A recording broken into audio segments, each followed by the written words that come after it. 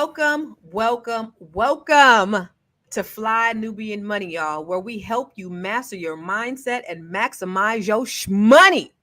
It's me, your girl Constance Carter. I am your host for today.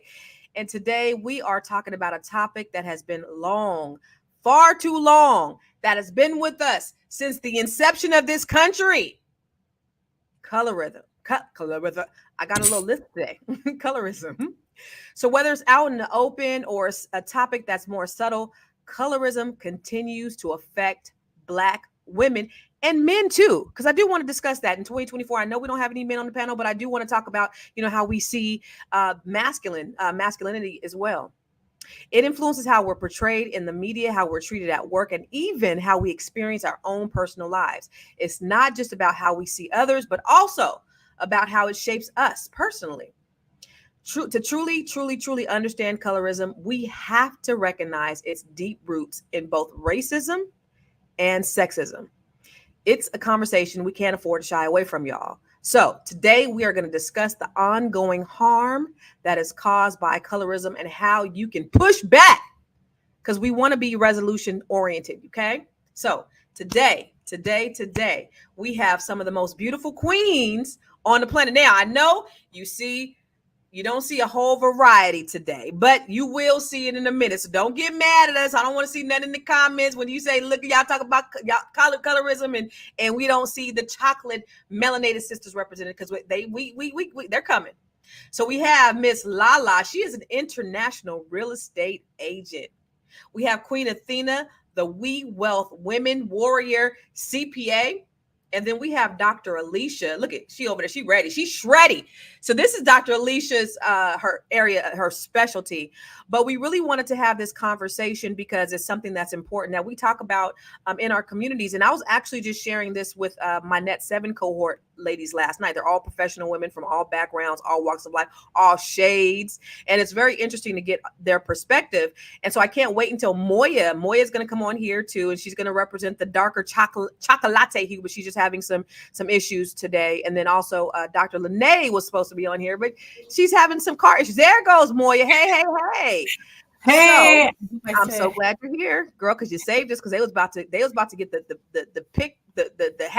hatchets, and they was about to boycott us. So I'm glad that you're here.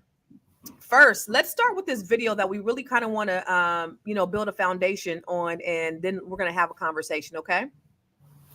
Yeah, when I was on that dating app, a lot of Black men would date me because I look like the attractive dark skin. As a dark skinned woman, you only get desired or viewed as attractive if you're like, you have a small nose and big lips and like the Ryan Destiny. It's a whole different game in Africa. But in America, like, they don't view like women who look like Leslie Jones, for example, as attractive. Like, we just seen a reporter who basically bashed her for her looks and called her masculine because she has a wide nose. But like, they literally called her masculine, and it's like, she's not actually masculine. She just has Afrocentric features that doesn't fit the European beauty standard. So a lot of Black men, they'll desire me because I'm an experiment to them. I'm so glad G-Ball Development said good afternoon, but you guys should have a chocolate sister on the panel. And she's here, but she keep having these intermittent internet issues. There, she's back. So it's not the just devil the light. trying to not make us be great today. The devil trying to I keep freezing. Even the internet is racist. They not giving internet service to today, darker y'all. skinned Black women. And of course, Dr. Lene was gonna be on here with us, but she's having some issues. So but we're gonna have a conversation. We're gonna take a deep dive into this. And so let me ask you, Alicia, Dr. Alicia, what do you think about that video of the idea that dark skin equals masculinity? Now, let me just tell you, I wouldn't say Leslie Jones is not attractive, but she is a little masculine. Like, she's not the most feminine woman out there. So are they correct in when they say that dark-skinned women are attributed to more of a masculine look? Well, what do you mean? Like, I think like just that statement that you made, we need to like really stop and think about why we're coming up with these conclusions about someone. Who says that someone like her, because she has more African features, looks more. No, I'm not saying because she's African features. I'm saying because of her presence, how she carries herself, she is a little bit more masculine. I mean, Leslie Jones. I think that part of it is that we just have to question ourselves. Like, Okay. when we draw conclusions, is there some implicit bias beneath a lot of that? And so that's the biggest thing for us talking about this today, is to raise awareness, because that's part of the solution here. If I'm jumping right into the solution quickly. But I also think that, she makes a really good point. Like, even Black women who are on the dating scene, those with features that adhere to Eurocentric standards, even Black women with European-centric features are considered more desirable. And that's something that we need to get away from. And in individuals who are in this sort of dating scene need to start to become more conscious of who and what they are programmed to think is beautiful and more desirable. Like last night, we just had the VMAs last night, and I'm always looking to see what are the skin tones of the Black individuals that are seen as more desirable, even in terms of getting awards. I remember years ago, there was this whole thing with India Arie and Alicia Keys. They both came out at the same time. And I just remember, like, Alicia Keys won so many of those awards above and beyond India Arie, and she's just as talented. So I always figured it was this dark skin, light skin sort of unconscious thing that was happening even in our awards. And if you go to India Arie's page, somebody should go to her Instagram page. She doesn't seem very happy with the industry right now. She's starting to become very vocal with some of the experiences that she has. And I don't see a lot of people, running to support her. I would love to see artists see another artist struggling in the industry and support them. So yeah, this is a thing. It is something that needs to be acknowledged and validated. Well, I agree. And colorism certainly is a huge factor, especially when we're talking about media, but it's also in health. It's also in politics. It's also in education. It's in so many different facets in our society. I do want to ask you though, Moya, since you are the chocolate representative here, what do you think of that video? And do you think the idea of, like I mentioned to her, Leslie Jones being, she, in my opinion, I don't think that she looks like a man, but I think she has masculine energy. Do you think that, and that is a pretty feminine picture of her, but I think like she's like a little rough around the edges. Are they saying it to her because she's masculine, or is it because she's dark skinned? It has masculine energy per se. I actually agree with you on this one, Constance. Like, I think she has more masculine energy. Like the picture that we just put up, you're right. That is one of her most feminine pictures. And I think that's what she gives off. I think that's a part of who Leslie Jones is. But I think when we start going in and we talk about Kelly Rowland or Lupita, like those are super feminine women who are dark skinned. But I also believe, I don't know a lot about the backstory of Lupita, but Kelly, I feel like she grew into her chocolateness. She grew into it. And then once she started embracing it, then I think everyone around her started embracing it just because she embraced her more, like herself more. Mm. That's a good point. What are your thoughts, Miss Athena, around the idea of just Black women, especially when they're out dating, like the young lady said on the video, how men she's not normally what they'll go for because of her dark skin. What do you think about that? Have you experienced anything like that? I mean, you're right there in the middle. I think that she has a point, and I think that when it comes to colorism, it's expressed differently. I think with women, we look at it more so, or it's expressed through the children that we have, right?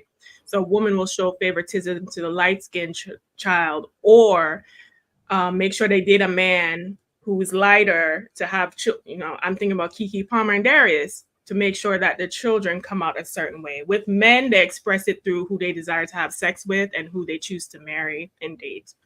And I definitely think there's a dark skin complex. That's what I call it. And I live in South Florida. Every time I see an interracial couple, 9 out of 10 times it's a dark skinned Black man. Dark. It's not medium. It's not light. Dark skin. And the brothers who actually do date the dark skinned sisters tend to be medium to light. So it's just very interesting to me. I just keep thinking about what Cat Williams said, all these men have light skinned wives with weird faces. I think that is a thing. I do think men like to exert power and reach for status. So if a lighter skinned woman is representative of status, they will tend to go for that. Well, okay, I got something to say on that. I got something to say on that. Go ahead. I see that. I acknowledge that. I agree with Athena on that. But that also goes for a lot of us lighter women who have faced the backlash of our own community. Sometimes we don't want our children to go through the same things that we have gone through. And so we look for the darker men. We look for the chocolate men because we admire that. We love that. That's beauty to us too. And it helps us to feel like we're embracing our blackness. And again, with Moya, you have to grow into what you are. Baby girls, queens, I didn't grow into mine until I was in my 40s.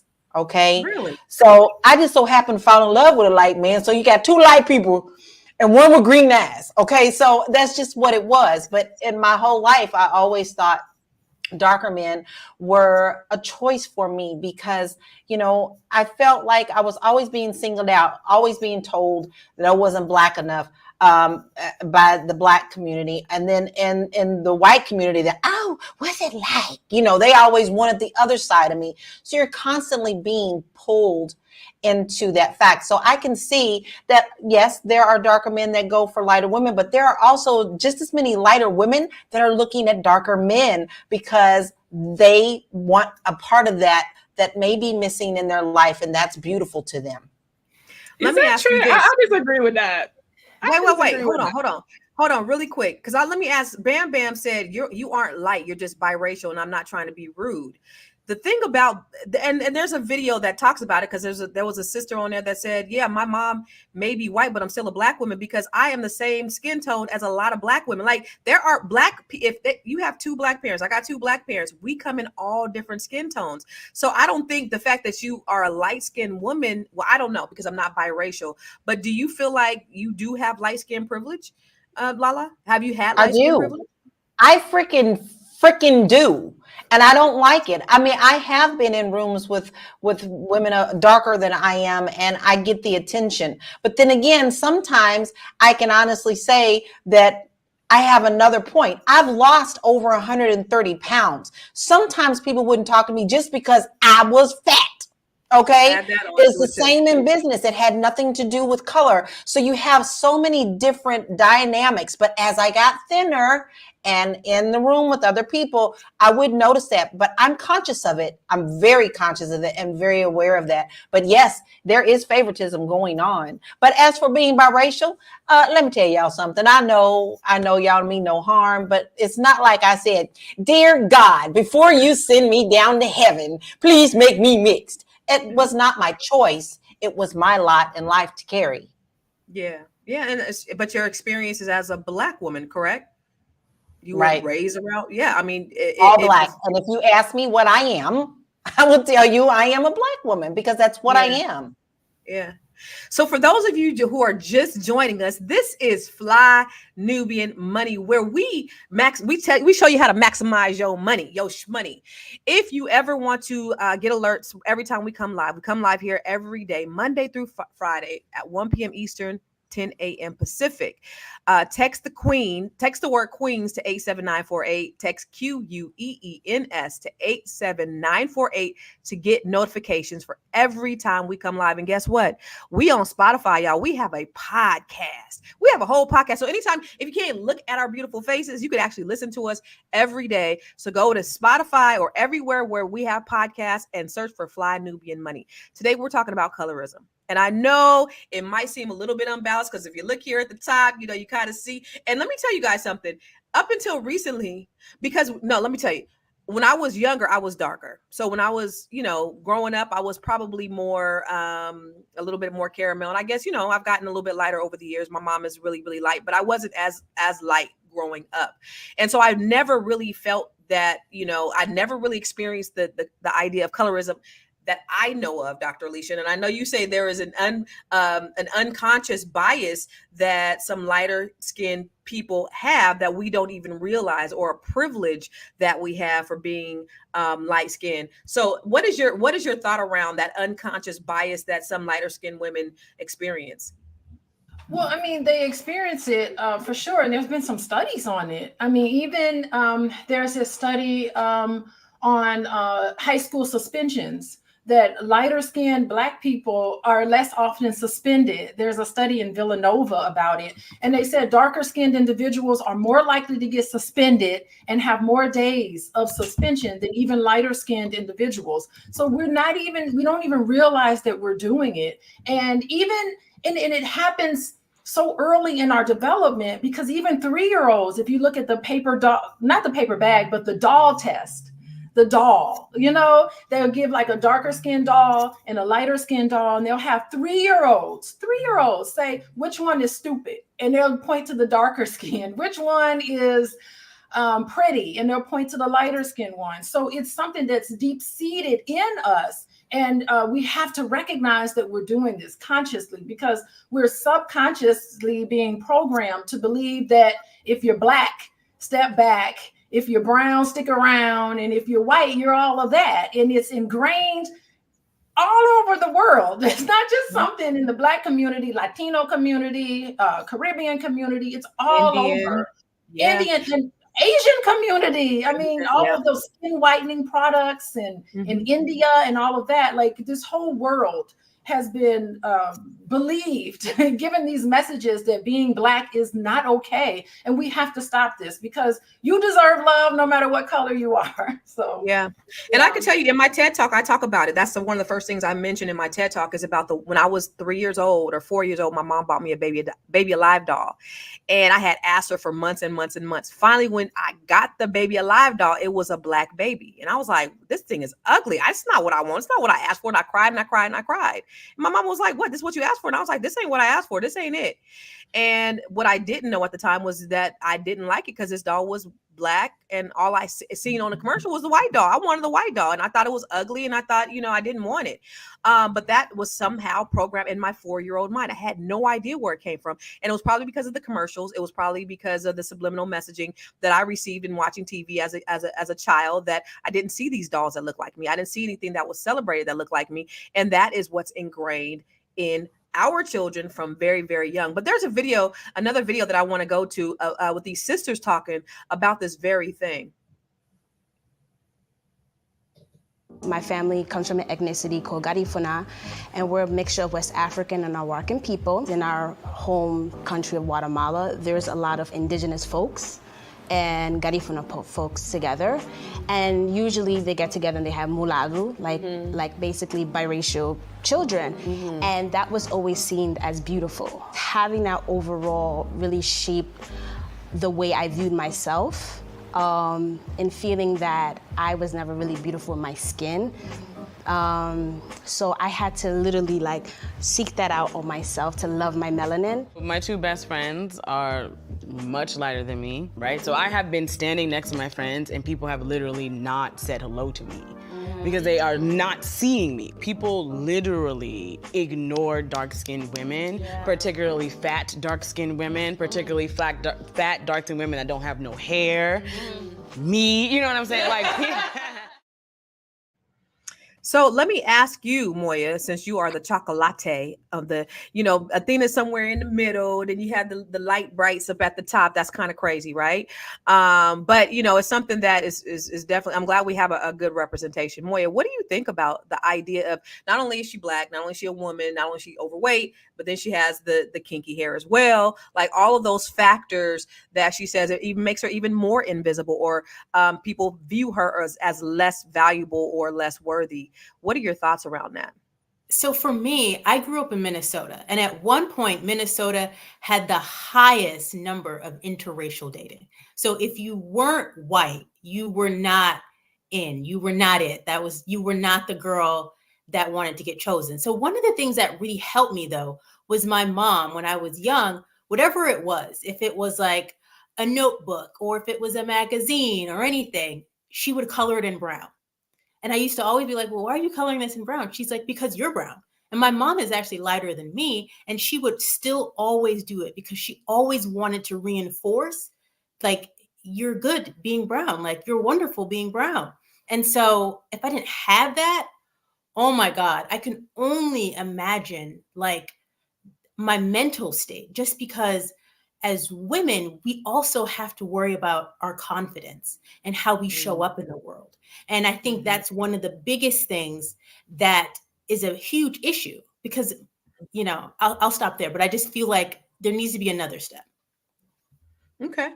So let me ask you this, Athena. You're from the Caribbean. There is a huge amount of millions and millions and millions of dollars that is in the skin lightening industry. I know where you're going. Bleaching. Very, very common. What are your thoughts around the idea of all of these women that are bleaching their skins, trying to get closer to white? You know what? This is a serious topic that happens in the Caribbean, and I'm sure across the diaspora, but especially in the Caribbean, it's very, very heavy, especially also in Jamaica. I'm Jamaican. I'm not even going to lie to you on this platform. I have family members currently who skin bleach, right?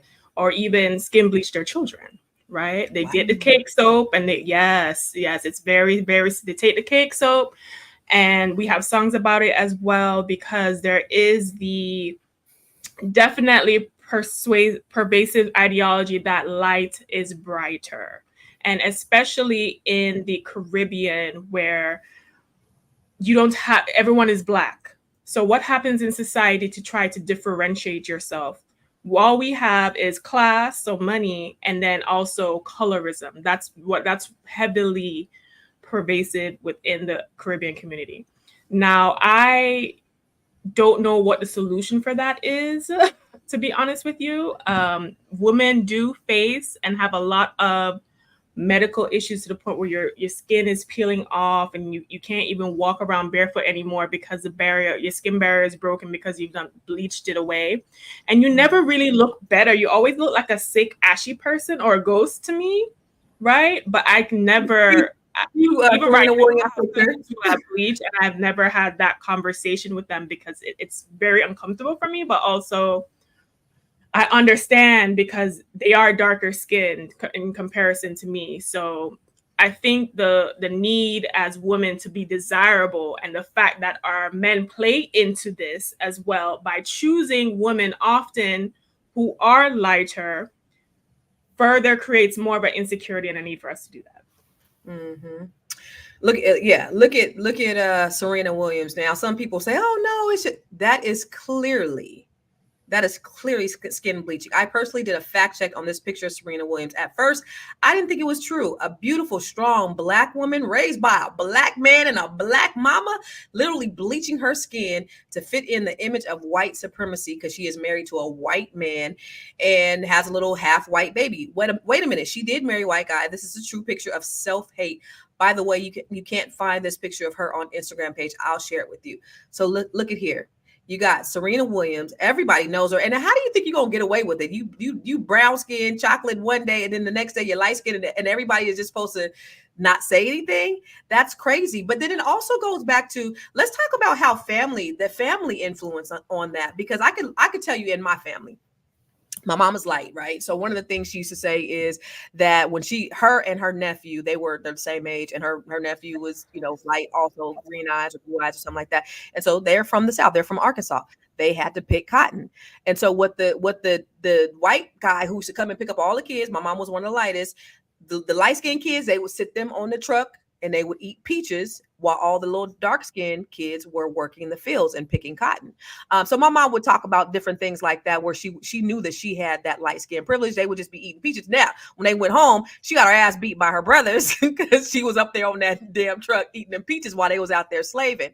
But that's also been something that has been ingrained in my family. So I'll look at my aunt, one of my aunts, she's no longer with us, but she had two children. One was light, one was dark. And then she treated the dark one like crap. And then she had two kids. One was light and one was dark.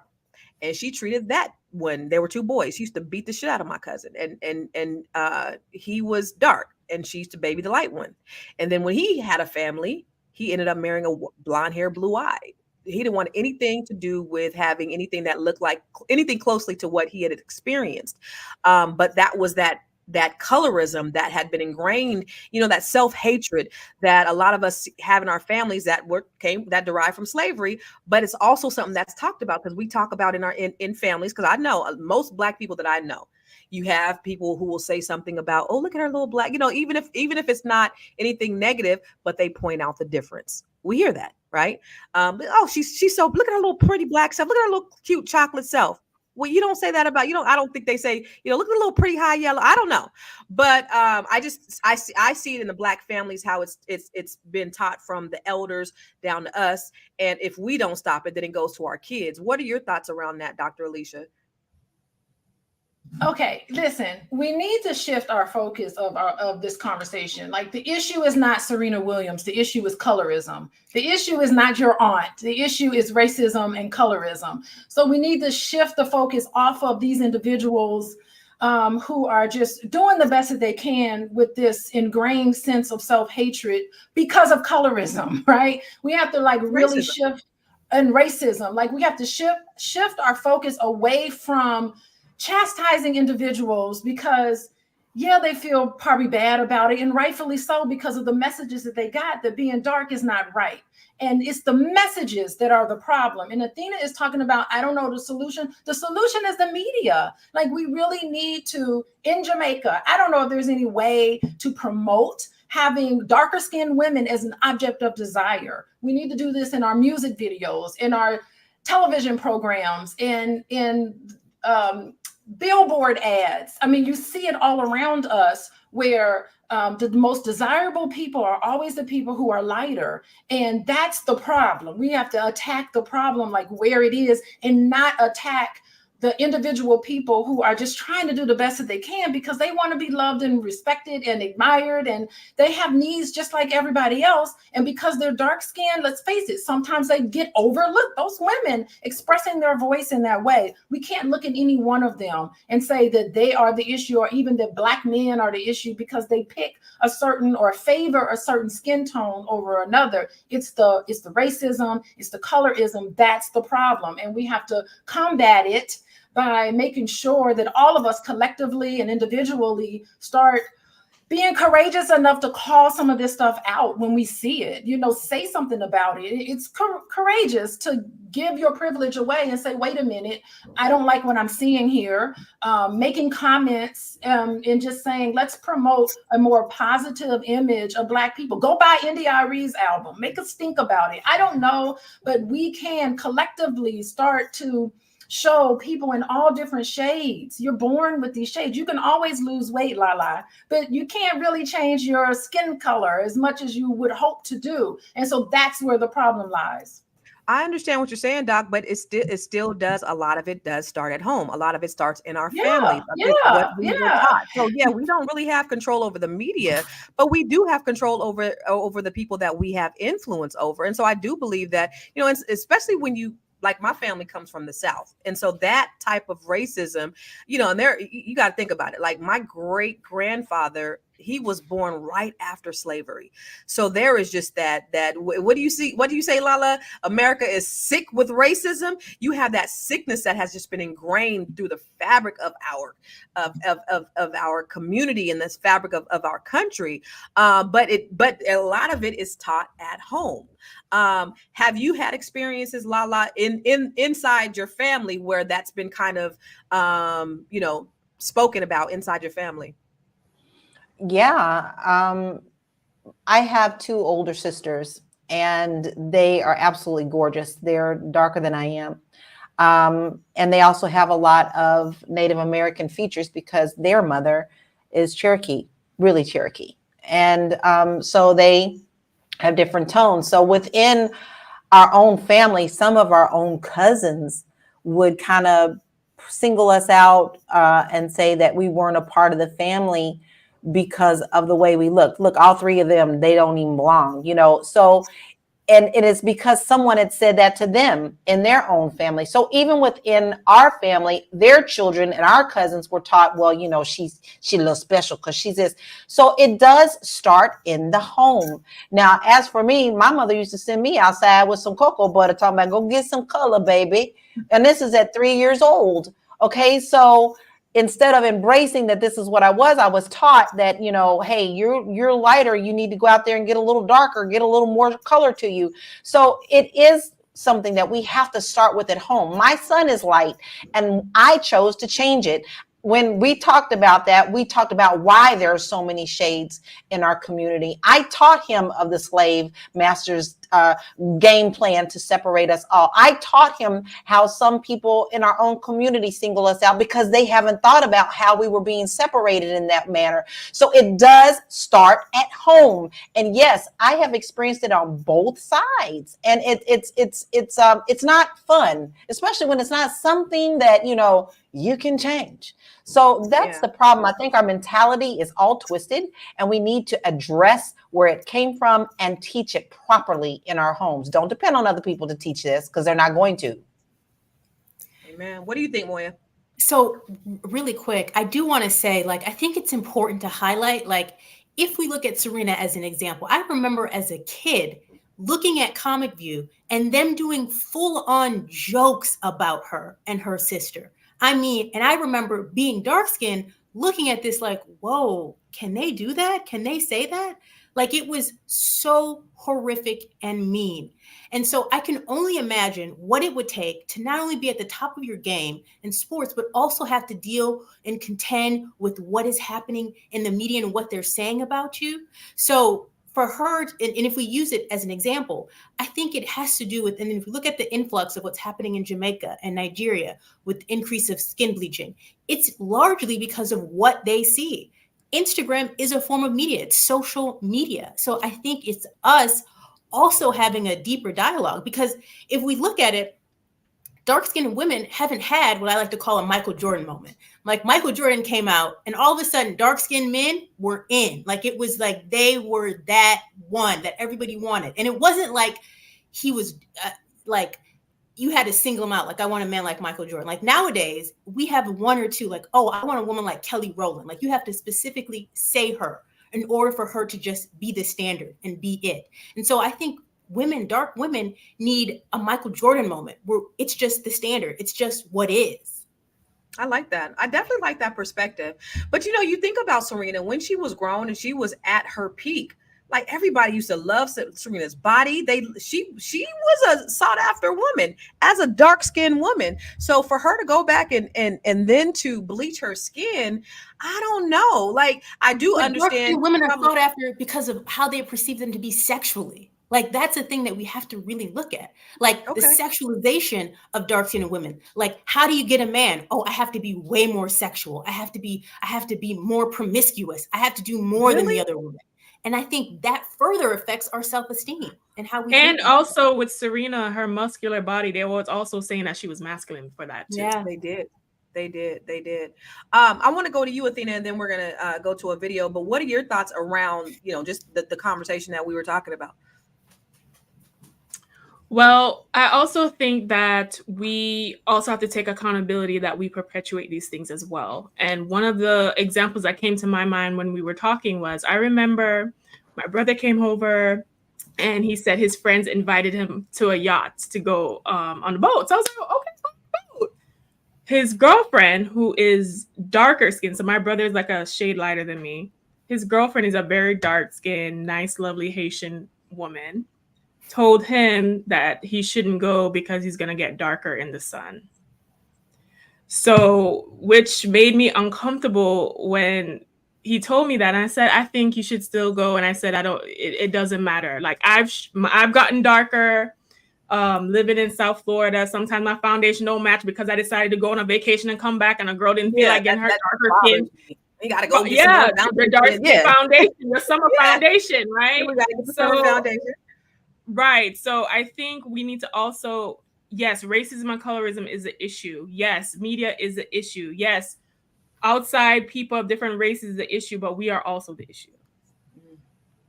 Understood. So for those of you who are just tuning in, you are watching Fly Nubian Money, where we help you to maximize your money. Listen, we are talking about colorism, why preferring light skin, even without disrespecting dark skin, is still a problem. You see here, Sammy Sosa looking crazy as shit. You got Little Kim looking like Michael Jackson and LaToya Jackson. It is a whole epidemic out here, y'all.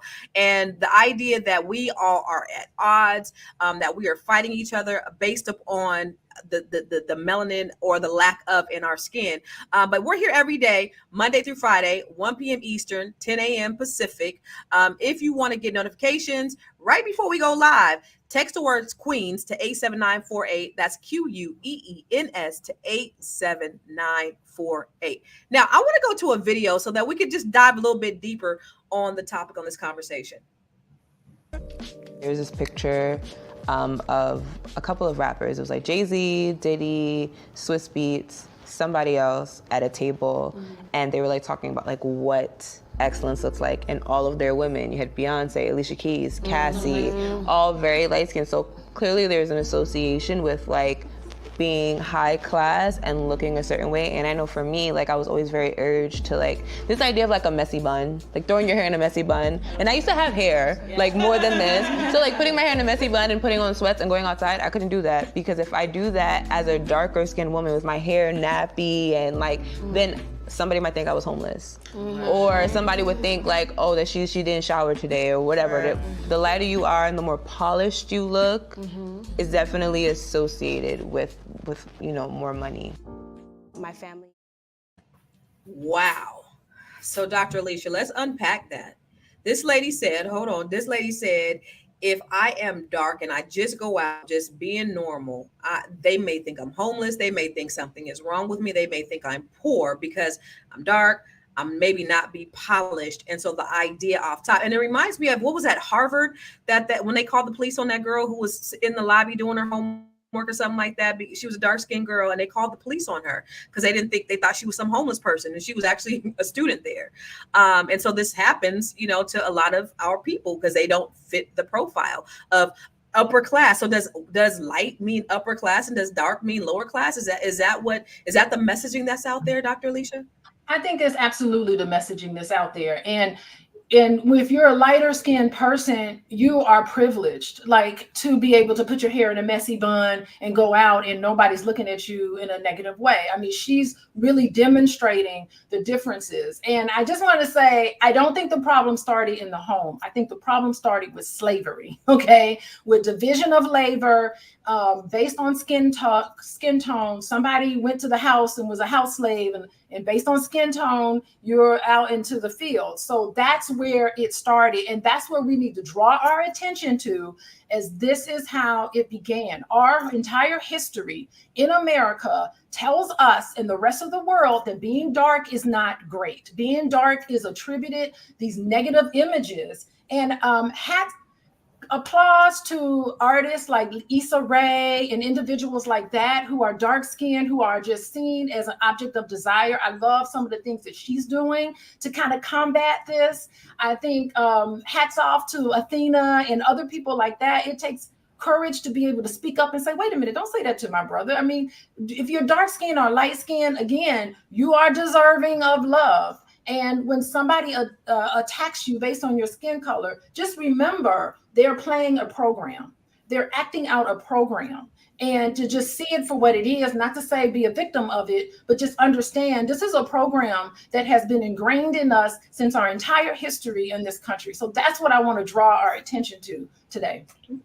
All right, cool. So let me ask you a question. If that's the case, Lala, how can we change the way that we're thinking about it? And then before you answer that question, I want to know, actually, to ask the audience, have you guys ever experienced colorism in your family? And, just give us an example of maybe some things that you've experienced in your family or in your life, or, maybe in the workplace. Maybe you weren't given a job because of your skin tone, or maybe people don't take you serious, or perhaps, you know, people thought you were dumb because you were light skinned, or maybe you were even pretty. There's so many variables, I think, to this, and so many layers to this conversation, I think, that we can go down.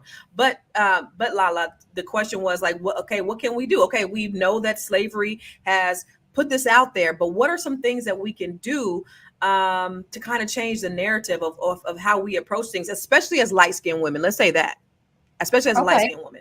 Well, not only first, I'd agree with Dr. Alicia wholeheartedly. You do teach where the root comes from, because you can't put a Band-Aid on something unless the root is exposed. That wound must fester. It must come out. It must heal. That Band-Aid must be ripped off.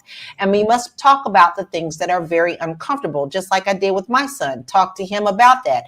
And if you're going to sing Jesus loves little children to your kids, then make them believe it by not talking opposite of what you're teaching them to do. So it's very easy to teach your children, you need to love yourself, you need to embrace yourself. I'm often reminded of that little girl where that lady was brushing her hair, and she kept saying, "You so pretty," and that little girl broke down in tears because she thought she was ugly. Okay, you got to walk the walk, talk the talk. If you're going to teach children to accept themselves, teach them the history with it, then you need to walk the walk and talk the talk and show them how beautiful they are. Make them see how beautiful they are. It doesn't matter what somebody else thinks. Yes, I know there's peer pressure, but the more you instill in our children the confidence, the more they can stand on their own solid foundations. You got to start at home. Do not tell them one thing and do and say another. Be honest about what you're doing within yourself and what you say about others, because children listen. So you must start at home. Yeah.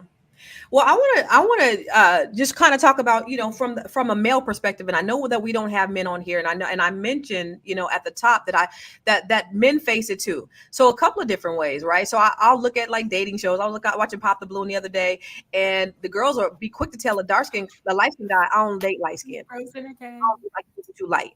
But I've never heard anybody say that to a dark skin, because they would be killed almost for telling a dark skinned man, "I'm not going to talk to you because you're dark skinned."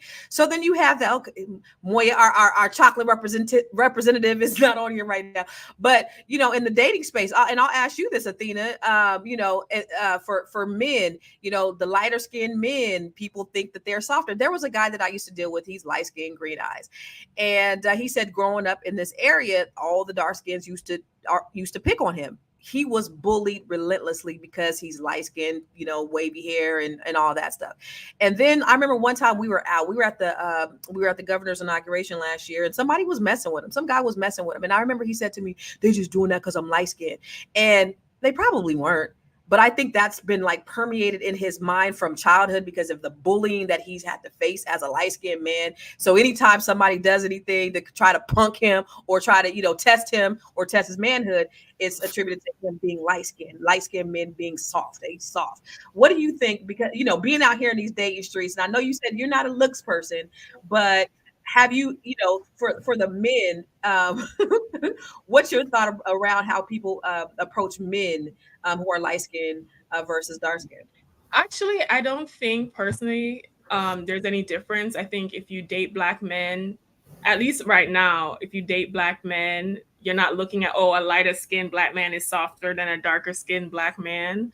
I will say I do notice that men that are like, I guess, my shade and lighter, they have less of what I call the dark skin complex, where, you know, they feel like they have to date a woman of like a lighter shade than them. And I've had exes who were dark skinned and exes who weren't. And I would always ask the dark skinned exes, I was like, would you date a woman as dark or darker than you? And they said no. All of them said no. They said they had to be at least their shade or lighter. So I want the dark-skinned men to really take accountability for this, because this is a thing. And even looking in dating and looks and all of that, because, you know, I'm a glamour girl, you know, I do things. I feel like women tend to internalize the colorism. So women will be like, okay, the issue is me, so I need to get the skin bleaching. I need to do this. I need to try to manipulate my image to align to that status. versus men tend to externalize colorism, and that shows up in their dating and mating choices and how they want their children to look.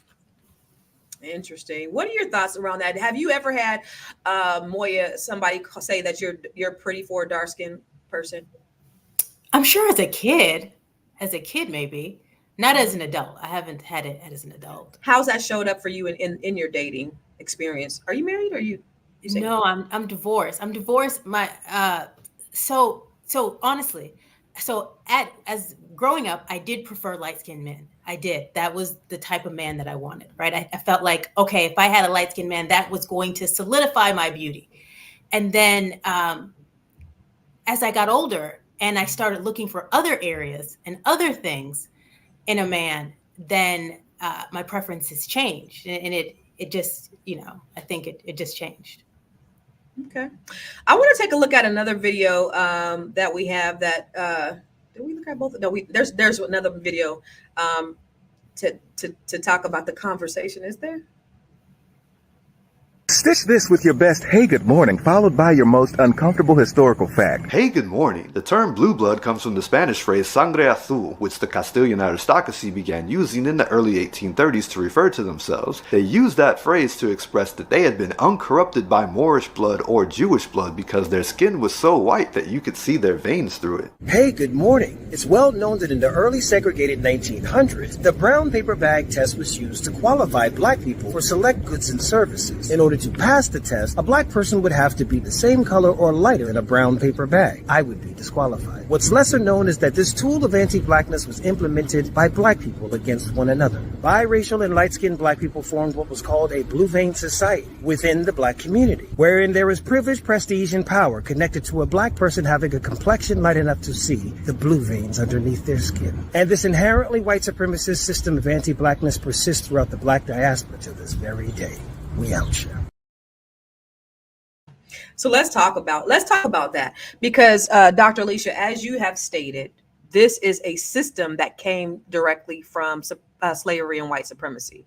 If you look at the Willie Lynch letters, now some people are saying that they're not true. They may be true or they may not be true. But what was done, what was ingrained, whether he actually wrote this is what was done.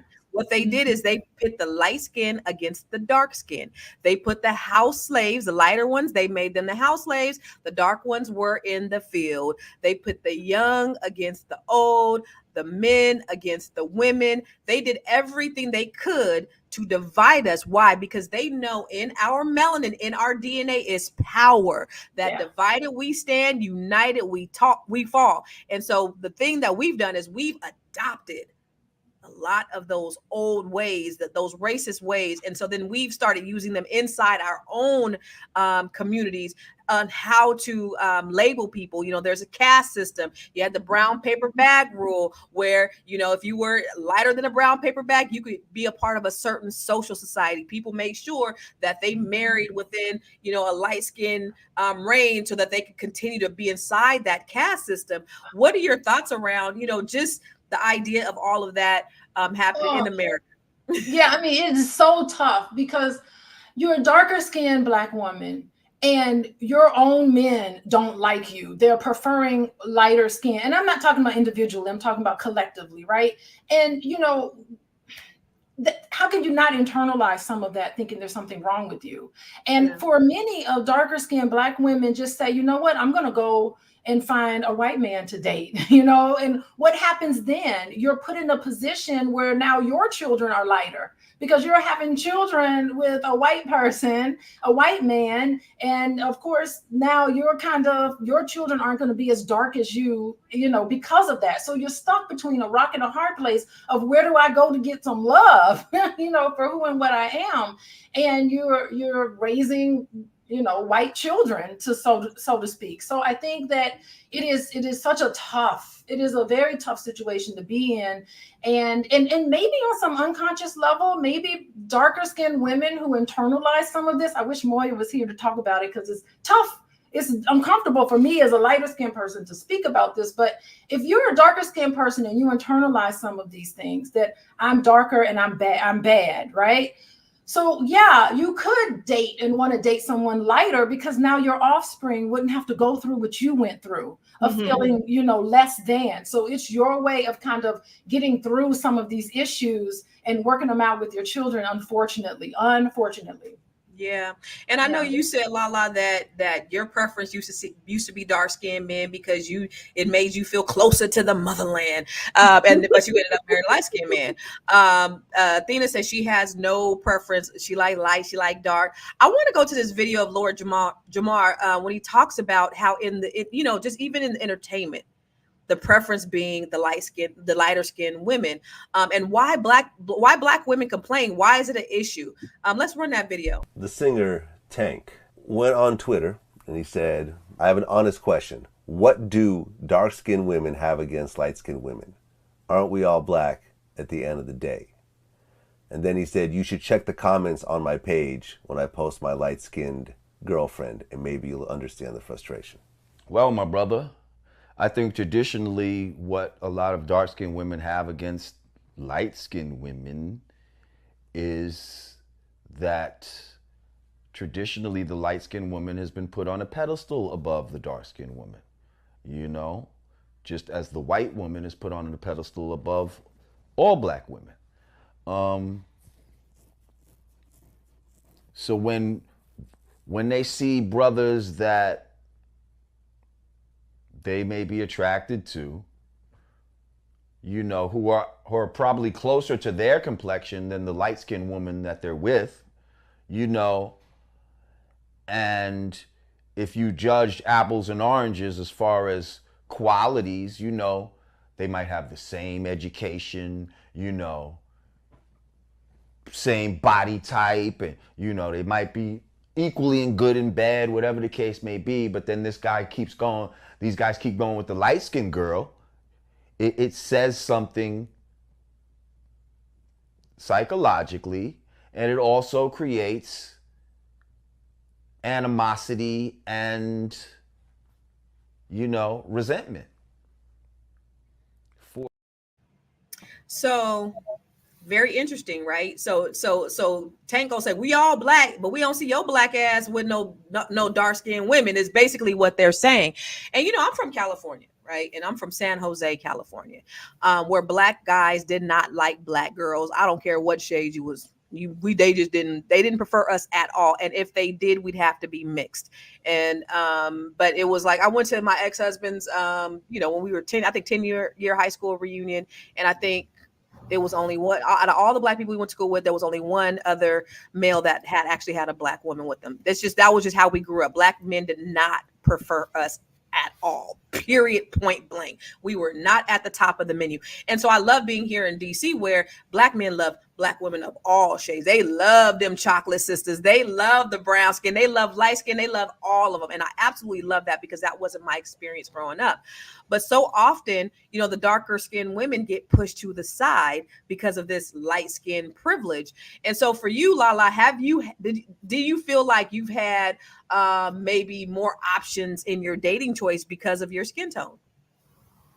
I did. I've actually, before I was with my husband, because don't forget, guys, I was with my husband early, 19 years old. We had known each other since we was 14, but I still had some dating experiences, and men and young boys at the time, high school, of course, would always say, well, the red bone, you pretty little red bone, I want to date you because look at you, my babies would be pretty.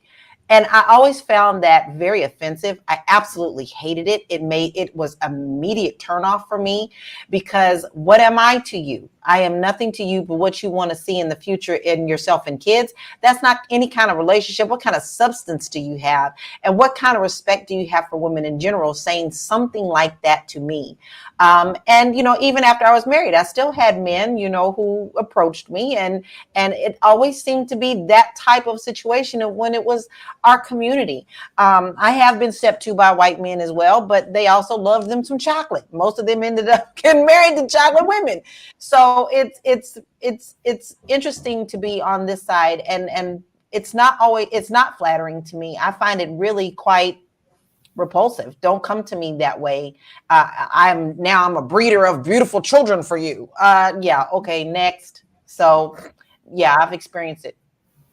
Moya, have you? I know you said you're from Minnesota. Mostly, everybody, black men don't like black women. How was your experience? Did you feel like you weren't preferred as a black woman? Definitely growing up as a chocolate woman. Yeah, definitely growing up, I definitely felt that way. Like it was something that you naturally feel because it's around you. Because when you like somebody and you realize, wow, not only does he not like me, but he probably will never like me in the way that I like him. So that has a deep effect on you. I think one of the things that I would suggest to dark women who feel that way is that you have to go out. Like you said, mention DC. Oh my God, DC is amazing. And even in places like Jamaica, some parts of Africa, like when men just embrace you for being you. And then because you get embraced for being you, you show up way more beautiful. Because unfortunately, the way that society is shaped, how our beauty is perceived makes a difference to us. And so once we start getting that validation back, I feel like we also show up stronger and we also show up with our head held high. So I just think it's important to get around people that like you for who you are. Yeah. Big Mac said at 154, he said, also light-skinned women also come across to me as arrogant and entitled because of their skin tone. I gotta say something. Go ahead. I can't tell you how many times I've turned someone down gently and lovingly. I'm married. Thank you very much. Oh, but you just think you cute because you look like you think you white. That is the first comment I usually get. And It's not because of what I perceive of myself. It was because they put that perception about me on me. No, I'm not taking that. You can have that back. Yeah, and there is this real battle, especially with women, dark-skinned women against light-skinned women, because sometimes a dark-skinned woman will say, "Oh, you think you all that because you light-skinned? Oh, you think you all that because you got curly? You think you?" And you're like, "I'm just trying to live my life. I'm not trying to think I'm all that. I'm just trying to be regular. I'm just trying to be me." But Dr. Alicia, somehow you think that that is true. Like, what are your thoughts when you have a dark-skinned person that just does not like or will discriminate against a light-skinned woman just because she's light-skinned? Yeah, I mean, again, the problem is not the dark-skinned woman doesn't have a problem with the light-skinned woman. They have a problem with colorism. And speak up and say, yes, colorism is wrong. Even hair texturism, all of that. You can speak up on that and say, yeah, I think it's terrible. Yes, I agree with you. I mean, do your part in whatever you can to create spaces, as Moya, she's gone now, as Moya talked about, find self-affirming spaces and be part of the solution to that and acknowledge it and say, yes, unfortunately, we live in this world. I hear you, and well, you need to get it together. No, I'm just kidding. Go ahead. Come up with a way, devise a way to listen and validate darker women who are really talking about their experiences that I haven't had. Yes, I haven't had that experience, but but it doesn't see and what I don't want to have to be is apologetic for who I am, not apologetic, but just acknowledging the fact that we can acknowledge it. But do I gotta apologize because God made me just a little bit lighter, because 40 years old is freeing. I wish somebody would at 40. At 20, I would be like, oh, I'm sorry. Sorry for what? It's not something that I did. But at 40, wait a minute. I want to make a separation. You can listen to someone's pain and not have to apologizing. Empathy is different from sympathy. Saying I'm sorry about it, that's sympathy. They're not looking for sympathy. They're looking for someone to empathize with their experiences of pain being dark. And that's what we need to do as a solution here. We need to empathize with the pain. Don't take it personal, because the attack on light-skinned women, though. The attack on light-skinned. Listen, the attack on light-skinned women is really, start thinking about it as an attack on colorism and start saying colorism is an issue. Yes. They don't need sympathy. They really need someone to hear their unique experiences that I don't have as a lighter skinned person. I can't change my skin color. I can't. I can go out in the sun, but in a few days, I'm gonna go right back to default. I can't help that. But what I can do to be part of the solution, because I love Black people more than anybody else, is to validate it, to acknowledge it. Don't apologize for who and what you are, but really acknowledge it and start calling out. Like, look at what's the movie Coming to America. I mean, look at that kind of movie. Like, he turns down the darker skinned woman in his own country and goes to America and finds this high yellow lady who he brings back as the queen. I mean, as beautiful as that movie is, this is the reason why. That's the reason why we have these perceived notions. Let's start advocating for and supporting darker skinned women as objects of desire and not somebody to be left back, and picked over a lighter skinned person over a darker skinned person.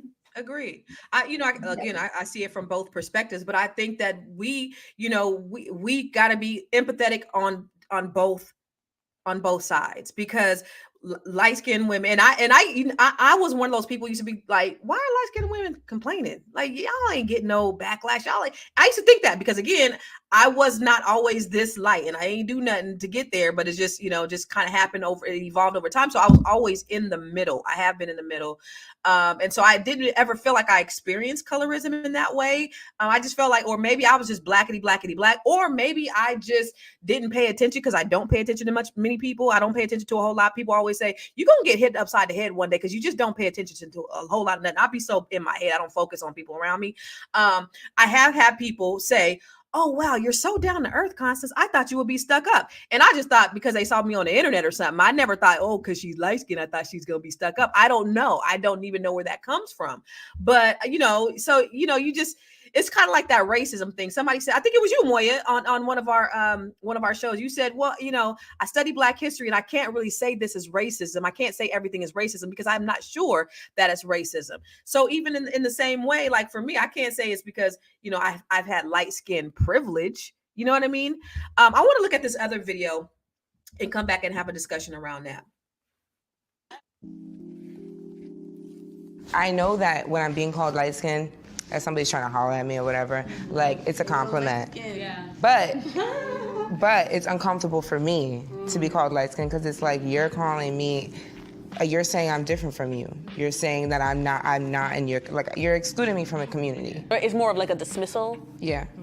And being black and white, like I'm not gonna not tell you my mother is white, but I'm not white. I am not half white. I am a Black woman. I don't like that we're separated by skin tones when I could have had 2 Black parents and been the skin tone. What do you guys think of that? Athena, what is your thoughts? What the first thought when you saw that? Well, I think that's a point, because my father is a dark Jamaican man, and my mom is my shade, and I just so happen to take on the shade of my mother. So that is a point there, because she could have had 2 Black parents, right, and come out the same color. You can have 2 dark-skinned parents and come out lighter than your dark-skinned parents, right? Our genetics are so vast to me and like wonderful to me.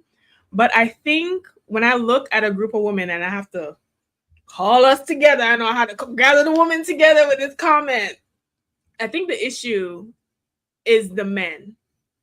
If men were equally choosing women across the board within the color spectrum, it wouldn't be that much issue. But women's need for need to be desired by men, and we're competing over this desirability. And that is why we internalize so many things when it comes to colorism. If the men were choosing women across the board fairly, it would not be that big of a deal to women. But women feel like, oh, I have to compete with a light-skinned girl, or I have to do all these other things because the men's behavior on who they're picking. So because women want to be picked, and we can have a deeper conversation about this on Friday at our Fly Nubian After Dark show, because we are discussing dating on that episode. Because women at the end of the day want to be picked by these men, it is causing competition, stress, bleach, and all of that, because the men are choosing lighter and brighter. Moya, do you think all this stuff stems behind our need to be chosen by some raggedy ass Negro that wants Be honest, Moya. I feel so unfortunate. Like, I do not want to say this, but I do agree with Athena. Like, I feel like it has to do with our need for validation as women. But the thing is is if we can move past that need for validation, which is difficult. We're women, but once, and I think Lala hinted to this, like once you get of age, you just don't care. Like you just own you. And I feel like once you own you, then, oh my God, the world opens up. It's like, wait, Really? where did all these opportunities come from? But Right. it's you owning you. And so the key that I feel is, how do you own you earlier? What does own you look like at 20? What does own you look like at 25? Like, who wants to wait to 40? You know? So I think that's where I want us to be. Yeah. What do you think, Lala? Because she resonated with you a little bit. I mean, you guys kind of have the same experience in terms of having one white parent, and then somebody telling you what your experience is supposed to be or it should be as a quote unquote mixed person in America. What I don't like about the whole thing is it forces you as a child, and you have to understand the dynamics of what this does. When you are battling what people perceive of you outside of your household, it forces you to have to make a choice. Now, we know society makes you make a choice. We know what the law says about one drop rule, but how are you going to tell me that I'm going to not acknowledge that my mother is white and not give her any love as being my mother? It forces the child into this decision that is hurtful and harmful. And right then and there, a child feels guilt. Now, even though I wasn't raised by my white mother, I still was raised by my mama, who raised me, to still appreciate and love that I had a biological mother. What I looked like her. Sometimes I would talk like her, things like this. I was allowed to embrace that. But on a box, when you choose what you are on your license, you are still forced to say you're either Black, white, Native American, blah, blah, blah. You cannot choose what you really are. You have to, in theory, kill part of yourself in order to fit into society. This is a problem from the beginning, and we have to acknowledge that. I never heard the word colorism until I was in my 30s. It wasn't talked about. I didn't know what it was. I'm 54 now. That's a long time for me to know what colorism is. Yeah. I think the problem also is representation, because we're letting other people tell our stories. I love what you said, Moya, about us Black dark-skinned women not having their Michael Jordan moment. That was a dope analogy. I think that's awesome. But I also think that when we talk about, the people in Hollywood, they're going to be putting women who look closest to their standards of beauty. So when we see, who is beautiful, you have Zoe Saldana, you have, you have what's her name over there on the left? What's her name again? Zendaya. Yeah. And then who's in the middle? Zoe Kravitz. Oh, that's Zoe Kravitz. Okay. Mm-hmm. So you have, and Zoe Kravitz is, both of her parents are biracial, but you have, this is the standard of beauty that Hollywood goes by. And it's unfortunate because we don't see the darker skinned one. And then you have something ridiculous as this. I was even mad when this happened. Zoe Saldana created a storm of controversy, as she should have, for portraying Nina Simone, a renowned singer and an activist. Instead of casting a dark-skinned actress, producers chose to cast a lighter one and altered her to look like Nina, giving her a prosthetic nose and skin altering makeup. And what they thought was, because of her popularity, probably that she was going to be able to do it. But it caused such a backlash that it took away from the idea of being able to really embrace Nina Simone's story. So that she just ruined it. And there was a huge debate. Some people was like, well, Black is Black. But Zoe Saldana doesn't even consider herself Black, so you don't really consider yourself Black, but then you want to portray a Black woman in a movie. But representation matters. How can we, Dr. Alicia, change the narrative of what's put out there?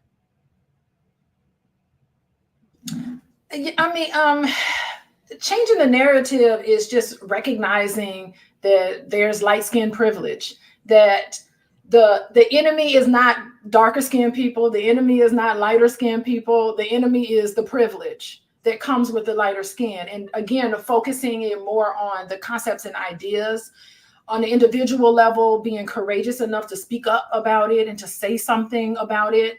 I mean, I get so many messages. Oh, Dr. Alicia, you're so beautiful. And my immediate reaction is, I hope you're talking about on the inside. I hope you're talking about my soul, my spirit, you know, because so much of who we are, especially as women, we're taught that we define ourselves by our relationship. You know, because I'm in a relationship with this man, here I am defined as this person, somebody's wife or somebody's mom or somebody's whatever, that we really need to take away from. And I love the fact that we focus so much on being picked. I have to look a certain way so that somebody can pick me. And that's what's on the top of, hopefully you'll talk about this in your dating conversation. Just the fact that so much of our attention is around, I have to look a certain way and be a certain way so that men can pick me. And really what it should be is you should be yourself, and hopefully you'll find someone who can love you for you, who sees the beauty inside and not this external shell. We're sentient beings. We're spiritual people living in these bodies,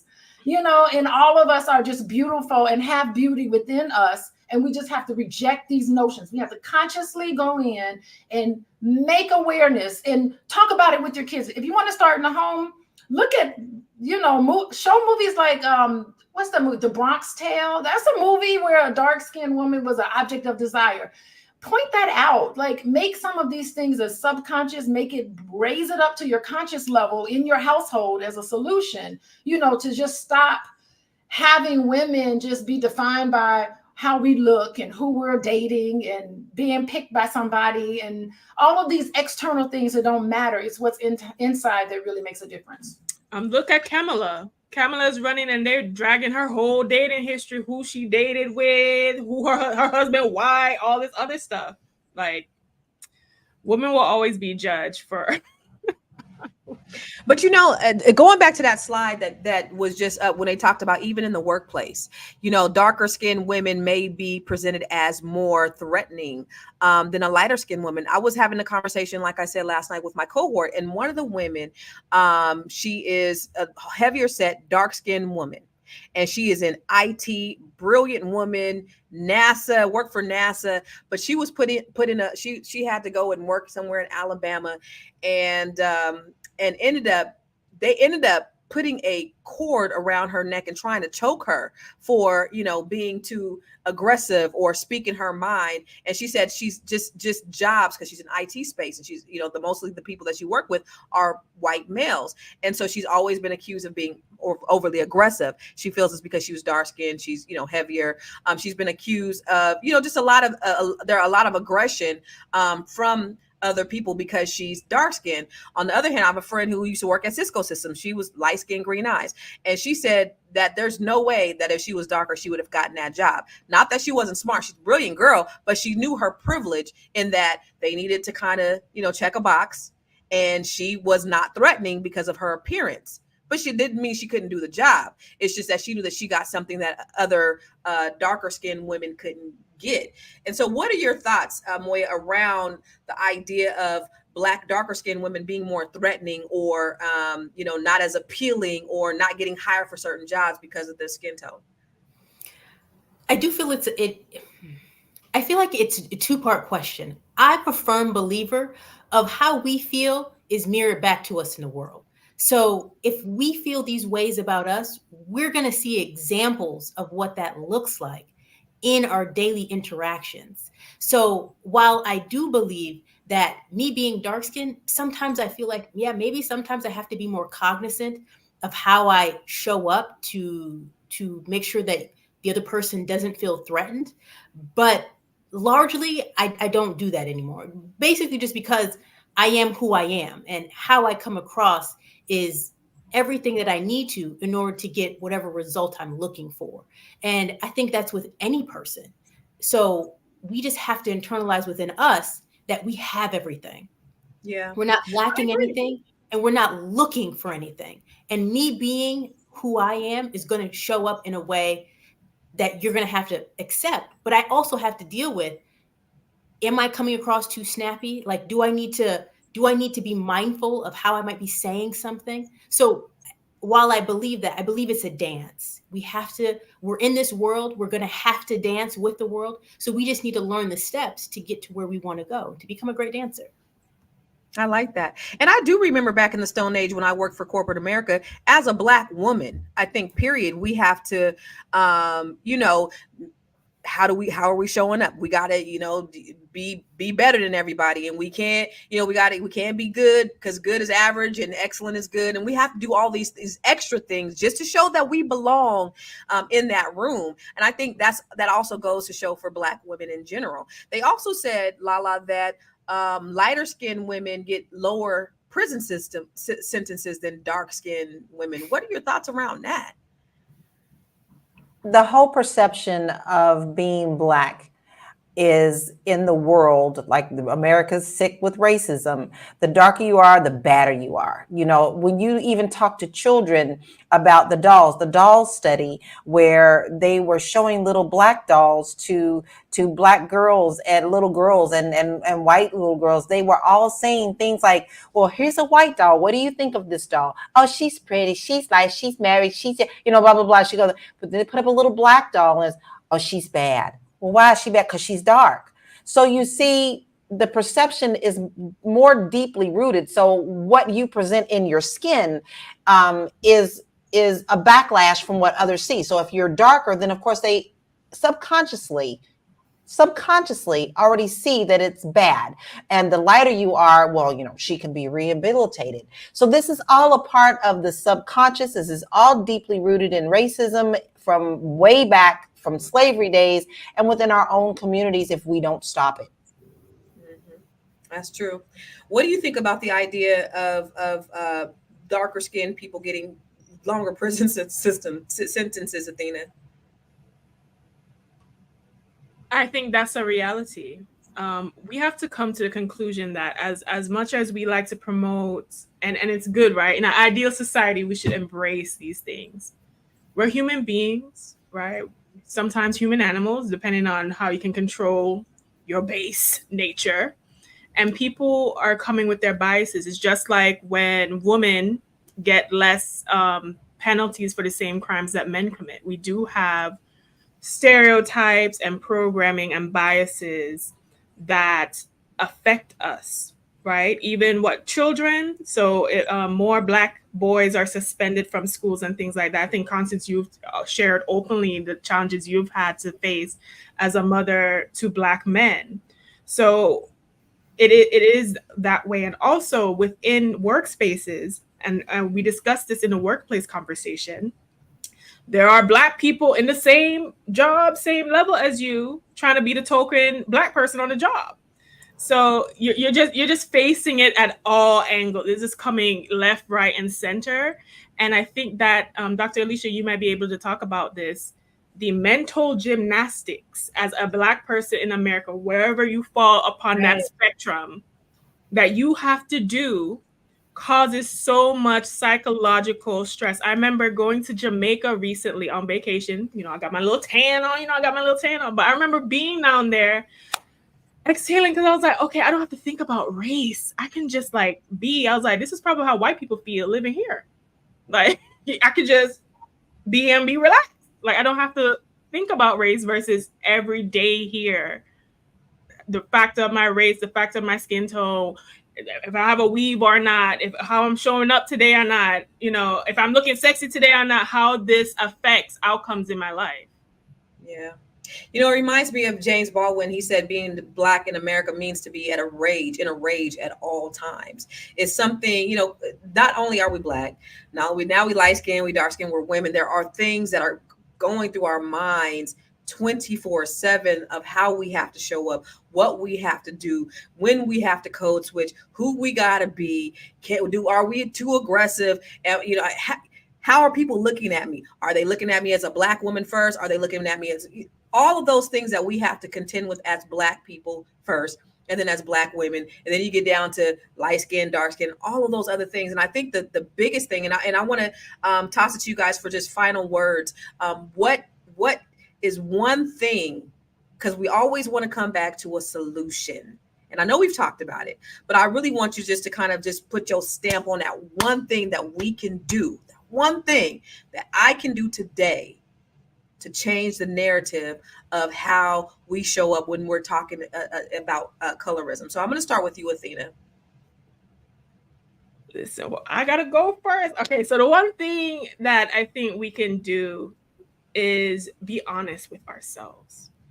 Be honest with ourselves. Some of us are benefiting a little bit from this bias, from this prejudices that we have on the colorism spectrum, and some of us play into it a lot more. But I want us to also realize that even though these forces are in play, you don't have to play into the mental gymnastics. You are allowed to live. You are allowed to be. Just like Lala said, she didn't choose her race, her skin, her ethnicity. We didn't choose this. We were born into this system. So we just have to do the best that we can and play the cards that we are dealt. Now, if you benefit in any way, I still think you should, maximize your benefits. That's just how I think as a person. You should always maximize the opportunities you're given, but also know that you are a cog in the wheel as well. My name is Athena Gardner. I'm a CPA and founder of We Wealth Women, where I help women confidently manage their finances and live their best goddess life. You can find me at wewealthwomen.com and at We Wealth Women on all social media. Make sure you subscribe to my YouTube. Also, this Friday, which is tomorrow, we'll be doing a dating episode of Fly Nubian Queen After Dark. We'll be showing up in our robes with our drinks, and we'll talk about, is modern dating dead? So we're talking about it all. Red pill, gender war, level up, honey, all the tea we have. We're rating dating profiles as well. So if you want to see us queens on that show, make sure to check it out specifically on the Fly Nubian Queen channel. Listen, Athena said, if you light skinned, you better go ahead and take advantage of your privilege. Listen, if you fine, if you cute, if whatever advantages. That's the one thing that I think we didn't discuss is maybe even pretty privilege, right? Because when you have more of attractive, quote unquote, attractive women, there's a certain level of privilege that you get as attractive women. Maybe more doors are open. Is it just about the skin tone? Is there such thing as pretty privilege? It's a double-edged sword, but we can talk about that on another show. Yeah. All right, Miss Moya, what are your final thoughts? And what is one thing that we can do today to change the narrative? The one thing that I would suggest is us owning us, meaning that, as everyone said on the panel today, we're not able to do anything about how we came into this world, but we can definitely dress up and use our package of how we're presented in the best way possible. And the biggest part is getting rid of any of, as Athena called it, that mental gymnastics. The ballerina Misty Copeland said that if I didn't have to worry about my Blackness, how much further would I be? And I think that's what we need to keep in mind. If we can understand that while we are who we are, let's remove that and let's show up our best. And that way we'll be able to be received as our best. So my name is Moya, and you can find me on Instagram at moya.business. I love it. Very good. Miss Lala, tell us about it and tell us what is one thing we can do today to change the narrative on colorism. Stop it within yourself. You really need to take a very hard look at yourself, the words that come out of your mouth, the thoughts that you think. You need to really pay attention to yourself in order to make any kind of changes without yourself and within your household. So we must understand the roots by understanding us. And you can find me at bit.ly/LauraKeyInfo. I have a lot of great things about buying real estate in the United States as well as Portugal, and a lot of free resources there as well. Very good. Thank you. And Dr. Alicia, tell us, doctor, what is one thing we can do today to change the narrative? Oh my gosh. I really do think, give us one thing. I can't believe it. I think that if you feel like you're on the receiving end of privilege, I really think you need to be courageous enough to stand up against it. Start being the courageous voice that tries to promote equity. Because as a social worker and a therapist, it has a toll on people's mental health. And so you want to be part of, You want to be part of this, because I think there's trauma that goes along with, thank you for bringing that comment up. There's trauma that goes along with the experiences that people have because they're dark skinned, trauma, privilege, that's there. Anti-Blackism, anti-Africanism. It is really there. And we really need to do our part in standing up and speaking about it and being courageous enough, maybe not in the moment, but if you're in situations that are tense, process it, come back and address it. Start helping other people raise their awareness, just as Lala say, raising your awareness. I am Dr. Alicia. I am a therapist. I am a social worker, and I'm an advocate for all of those individuals who are marginalized. You can contact me at Coaching with Dr. Alicia, individual, couple, and family work. You can follow me on Instagram at Coaching with Dr. Alicia. Thank you. I just say post-traumatic slave syndrome is real. It's real, y'all. We are suffering from the effects of slavery in a real way. And at the end of the day, I think we need to think race first. We need to think Black first. We are all Black. We are all equal. Now, all of us have different experiences in this country based upon gender, color, shade, and all of those things. But I think if we start thinking about it, like I love what Dr. Alicia said about being empathetic. But if we start thinking about ourselves, our race first, being, self-sufficient and thinking collectively as a race rather than breaking us down and thinking about the things that divide us, I think that would change the narrative of how we can move our culture forward. We have so many things to worry about. They have thrown so many things at us. We have so many things that we have to fight outside. We should not be fighting inside as well. So where can you find me? Everywhere. I am Constance Carter. Listen, I am having an event in the DMV area in November. It is called the Weekend of Wealth Experience. I'm going to help you to find your next. What is your next? Are you at a place where you are at a pivot, where you're shifting in your career? In my Net 7 Collective, these women are having pure breakthroughs, and I'm coaching them to make millions. And so I want to just spend a weekend with you in person to help you discover what's next for you, what's next in your life. Go to weekendofwealth.eventbrite.com so that you can come and hang out with me for a whole weekend, and we can change your life. Thank you guys for tuning in.